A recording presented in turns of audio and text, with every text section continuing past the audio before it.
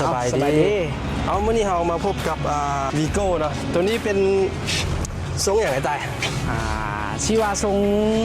รงคอร์สกับโบแมนกึ่งคอร์สทรงคอร์สเนาะแมนตัวนี้จะเป็นสไตล์ออฟโรดตะกี้นี่รถลูกค้าคันนี้ได้เฮ็ดซิ่งมาเนาะทรงซิ่งนะเดี๋ยวนี้ได้หันมาเฮ็ดอย่างตีเดี๋ยวนี้นะอยากเข้ามาใกล้ๆมาใกล้ๆมาเลยตัวนี้นี่มันได้จับเปลี่ยนแม็กเปลี่ยนตีเนาะตัวนี้เป็นยางของแม็กซิสเนาะอิมที่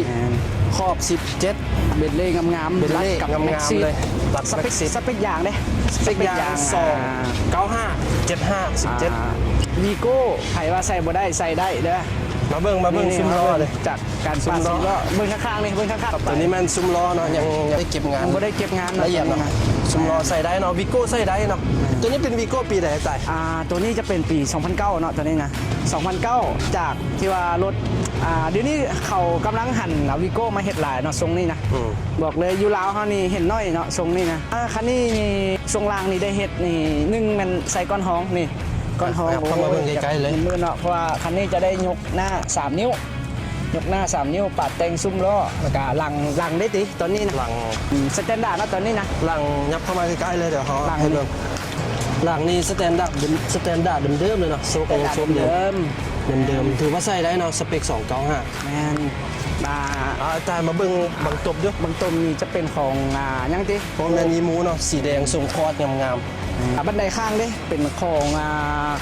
โรงงานพี่นุ่มนะตัวนี้นะพี่นุ่ม 4x4 เด้อขอบรถงานแข่งหนาๆเลยตัวนี้นะเอาสำหรับรถคันนี้เนาะถือว่างบประมาณเท่าไหร่ตายส่งประมาณนี้เฉพาะแม็กอย่างกะมันชิอยู่ประมาณงบ60,000มีทอนเนาะ60,000มีทอนสุดทรงล่างนี่กะหลักพัน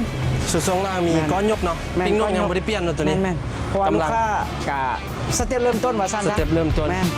ส่วนตัวนี้แต่บันไดข้างนี่งบคร่าวๆนี่เท่าไหร่งบคร่าวๆนี่กะเล็กแข็ง5,500ด้วยตัวนี้นะ 5,500รวมใส่บ่รวมตัวนี้นี่ถ้าลูกค้ามาช่วงนี้นี่เขารวมใส่ให้ฟรีแม่นช่วงนี้รวมใส่ฟรีให้เลยเฉพาะใครเห็นคลิปนี้นะเข้ามาถือว่ารวมติดตั้งเลย 5,500 รวมติดตั้งปกตินี่ขายบุรวมติดตั้งเนาะ 5,500 แม่นแล้วมีฝากให้เท่านี้เนาะสำหรับเมื่อไผ่สงสัยเนาะวีโก้295ใส่บ่ได้เนาะคันนี้เนาะตัวอย่างใส่ก้อนหน้า 1.5 นิ้วตัวนี้สำหรับท่อคันนี้เลยจัดเป็นอะไรท่อไอเสียตัวนี้นี่จะเป็นของงานเฮดเคสเข้ามาใกล้ๆเลยตัวนี้เป็นวีโก้เนาะตรงรุ่นจะเป็นของญี่ปุ่นเลยได้มาจากญี่ปุ่นแม่มีใบโคนตลอดนะตัวนี้ใช้งบคร่าวๆเท่าไหร่แต่งบตัวนี้นี่สำหรับท่านเขาใส่ตัวนี้มัน18,000รวมใส่18,000รวมใส่รวมมาขึ้นกับลูกค้าเพราะว่าเดี๋ยวนี้มันจะมีท่อแทนแคทมาให้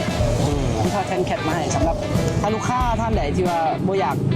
ากใส่ท่อแทนแคทกับเขาสามารถตัดต่อแคทให้ได้